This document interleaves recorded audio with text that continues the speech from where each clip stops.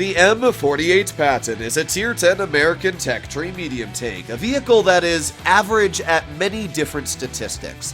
I've said this time and time again when I review the Patton, but there's nothing specifically that I find standing out on this vehicle. It has really good hull-down capabilities, carrying 9 degrees of gun depression, but so do a lot of other mediums. For example, the STB-1 has 11 degrees of gun depression, which also has fantastic hull-down capabilities. The AMX-30B has got pretty good gun depression and good hull-down capabilities, so does the E50M. So the Patton is not the best at being hull down. I think that spot is reserved for the STB. When it comes to DPM, the Patton's good at 3513, but there's other vehicles like the 62A, or the Object 140, the Kampfpanzer 50-ton Leopard 1, that carry just as much, if not better, DPM. It obviously doesn't have the highest alpha at 350, and it has the worst mobility, only going 48 kilometers per hour. So when it comes to the M48 Patton, there's nothing specifically that stands out making it an amazing vehicle, but when you add all of these different strengths together, it makes it just a great vehicle for almost any situation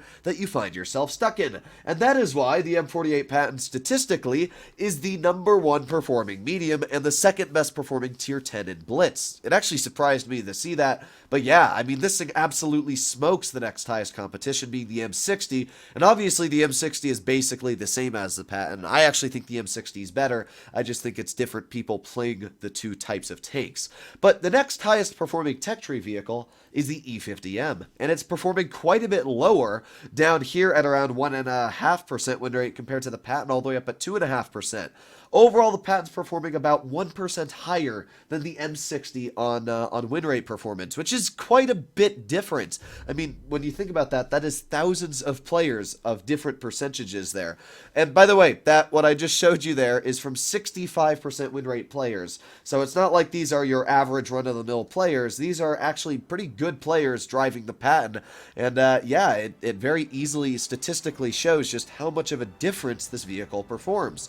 To me, I don't think it's the best performing medium. Like, obviously, statistically it is. But for me as a player, I would rather play an E50M, for example. I would rather play a Kampfpanzer 50-ton.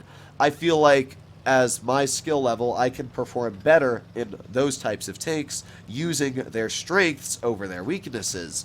But I feel that for the average 65% player, these are people that are able to do really well in a vehicle like the Patton and boost their win rate above that 65%. That's kind of how I see it. Now there's a nice shot right into the Sheridan. Now we're going to reload again. This is where that gun depression is great, and obviously we can use those hull down capabilities. The Patton armor is not amazing, but it's good enough. That's what I like to say. It's enough that you can get bounces as long as you're using your turn armor. It's good enough that it will do the job when the job needs to be done. As you can see, we're getting bounces from that enemy 121B. Now in this situation here, it's a weird one, because obviously we got the 121B off to the side, who is a bit of a threat, but we got a nice shell into his vehicle, although unfortunately he did get a shell back into us. A weird shot too, because it looks like it didn't even hit our hatch. Oh, and he shot us again. Yes, you see, I don't really want to fight the 121 right now, because I'd rather get nice shells out into, like, this enemy Sheridan over here. Maybe we can get a shell into the Ag Tiger. I think that'd be a little juicy chunk. Thank you very much. And our VK-72 is going to get a nice bounce as well. Maybe not a nice bounce, but, aw, rip, really? I can't believe we got pinned there. You can see that shell right into our, basically, turret ring, which is a bit unfortunate. But, you know what? We're still getting out nice damage. We're up to 2,400 already, which is a pretty decent chunk when you think about it. And this is a great example of where the Patton can very easily get out damage. So we have something off to our side, which is actually the WZ-111-5A. Very, very deadly tank, as we all know, especially with its increased DPM in the latest update. So I obviously want to be careful of the 5A, but we are already over 3,000 damage, which is a lot when you think about it. I mean, that's pretty impressive. So let's go for another tap. There you go. Beautiful heat shell into the enemy WZ-111-5A. Now we're going to back up. That player, well, can't really do much to me. I mean, in this moment, their team is basically over. All they got left is an IS-8 off to the side, and the 5A who's showing me his actual upper plate, which means we can get another pen into his vehicle, back up, get a bounce, and this is again a perfect example of that fantastic turret armor on the Patton being used. I mean, this was just a really easy win in general. Over 4,000 damage, able to use that really good DPM on the tank. Actually, there you go, another shell out as well. So about 4,300 damage in total this game, pretty solid. And I mean, this was just a really good battle to basically show what I was just talking about earlier on the Patton being good at so many different aspects. I mean, that game did not feel like a 4,400 damage game. It felt like a 2,000 damage game to me, where I just kind of sat, shot stuff, and that was the end of the battle. But when it comes to a vehicle like this, where it's just so flexible against so many different vehicles, you know, it's got alpha, it's got armor, it's got mobility, it's just so easy to get past that 4,000 damage mark in it. So this battle here, what do we have up against us? We have an M60 and a standard B for mobility. When it comes to heavies, they got a 60 TP, a Kranvong, and a WZ-111-5A, and a Kampfpanzer 70. So they got a lot of heavies, in fact 4. We have a lot of heavies as well, though, you'll notice. We've got 4 as well. Alright, well, interesting. It looks like the majority of our team wants to go towards heavy side, which isn't bad. I just want to see where their team goes, which is why we're going to start off this battle by me pushing fairly aggressive right over towards base B. I usually like to do this because you'll spot their mediums crossing if they do end up crossing, and we will also detect their heavies if they aren't going this way, which it appears they're not, which means we might, well, actually, there's somebody at, well, this is a weird battle so far. I'm just trying to spot their heavies, and, well, there's the 60. Oh, that would have been such a nice shot. When it comes to the accuracy on the Patton, it is, it's decent. I wouldn't say it's great. Its dispersion is mid. It will definitely miss a fair amount of shots, and that right there is a 183, which we all know and hate.